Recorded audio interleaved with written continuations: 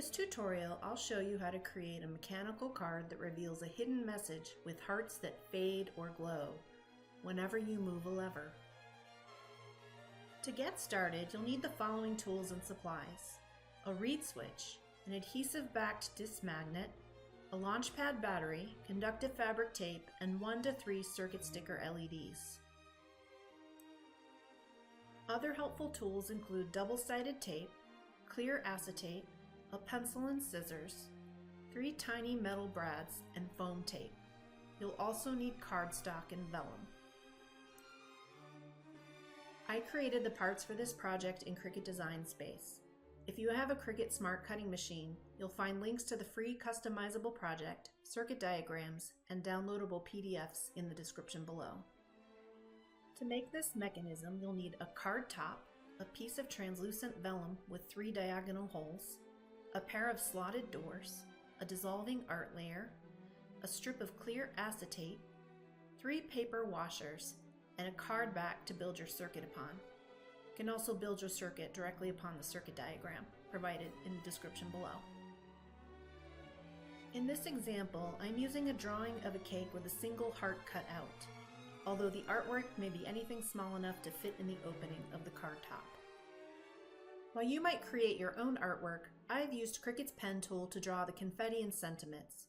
To add visual interest, I experimented with colored pencils and paint.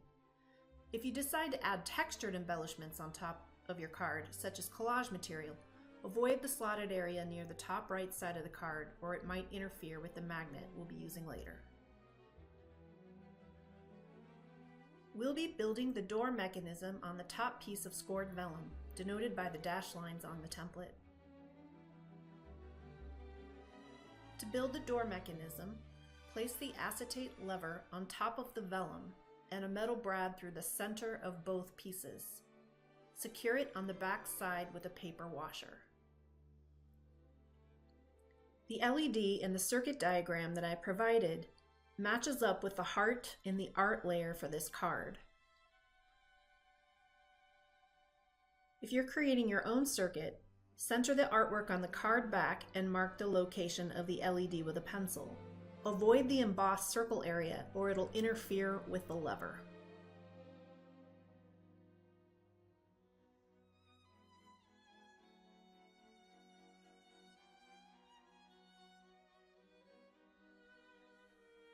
Next, apply double-sided tape to the back side of the art piece. You're going to be centering it on the outline on the vellum. The tape should not impede the movement of the lever.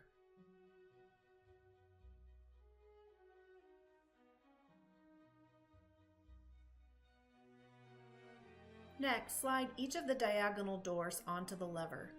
Keep the art oriented upright so that the pattern on the doors aligns with the card top. As you did when adding the lever, insert the metal brads through the holes in the doors, securing them on the back side with paper washers. Then test the lever to make sure that everything is moving smoothly.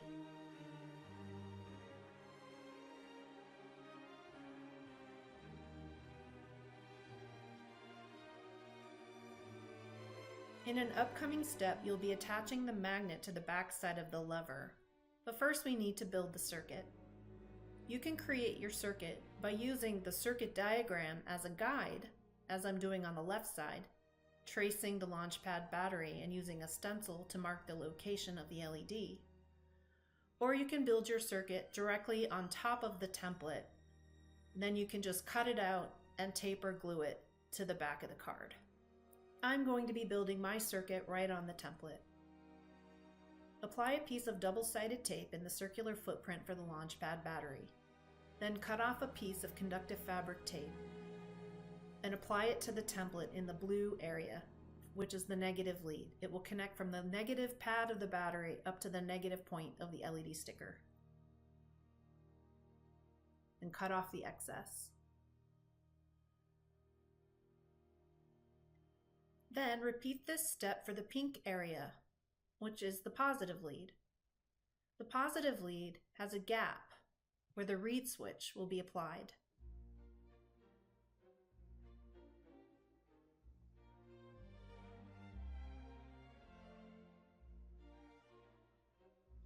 Next, remove the protective backing from the double-sided tape and adhere the Launchpad battery to the template. Once the battery is in place, secure the negative and positive pads of the battery to the rest of the circuit with pieces of conductive fabric tape to ensure a robust physical and electrical connection. Then you can add your LED. I'm adding a Red Fade Animating LED. The last part of building the circuit is to add a reed switch in the gap in the positive lead. If you take a close look at your reed switch, you might notice two recessed circles on one side. Usually this is the side that will be most sensitive to the magnet, so it should be face-placing up.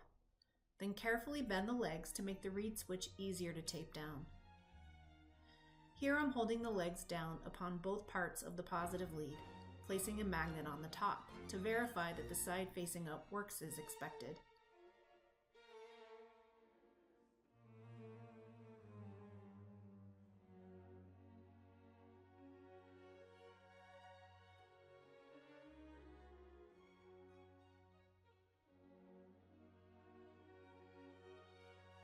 Once I've done that, I'll secure the legs of the reed switch with conductive fabric tape.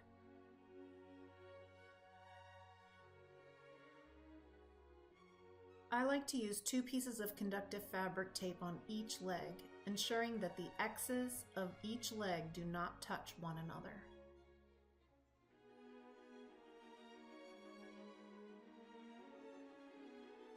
After ensuring that the circuit works, it's time to assemble the card. To add a little height and to better diffuse the light, I'm adding 4 squares of adhesive foam tape to the back side of the door mechanism.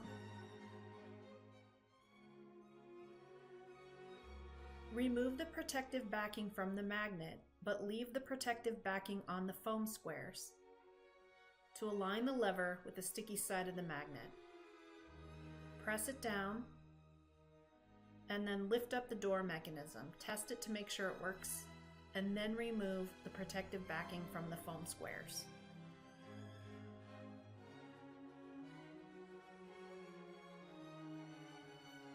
Then carefully adhere the door mechanism to the center of the card back, ensuring that the LED is aligned with the hole.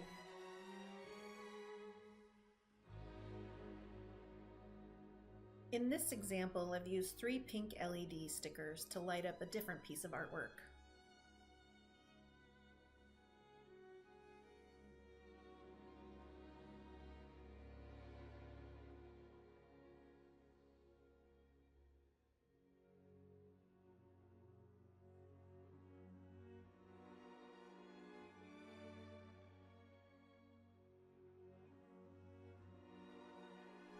If you built your circuit directly on the circuit diagram, you'll need to cut it out and attach it to the card back before completing the next step.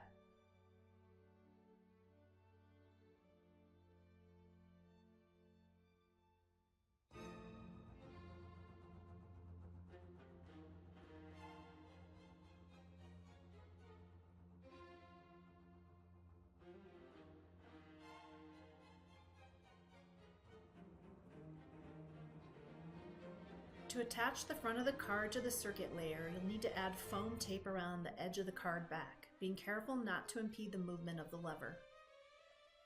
I'm using Barely Art craft foam because it comes in squares and strips in 2 different thicknesses. I've used both sizes when making different versions of this card, but I'm opting for the 1/8 of an inch thick strips this time. Before you move the protective backing from the foam tape, test the placement of the card front by slipping the magnetic lever through the slot. If you need to make any adjustments, now's the time to do it. Once you're happy with the way things are looking, you can go ahead and remove the protective backing and adhere the front of the card. It's best if you trim the lever before you attach the card front. This can take a little bit of trial and error. If you end up trimming your lever, ensure that you don't cut it so short that the doors slide off when the mechanism is in the open position.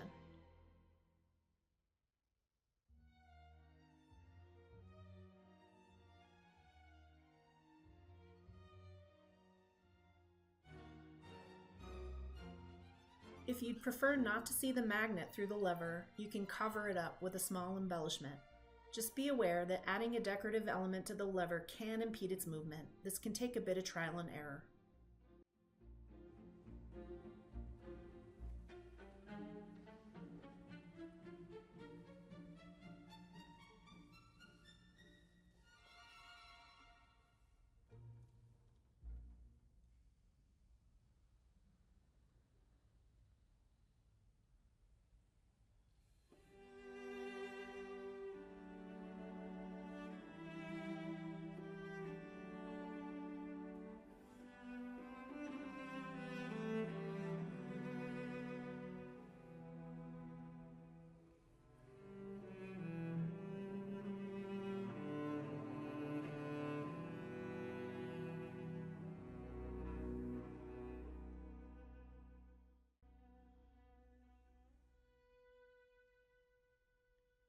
To learn more, visit Chibitronics.com.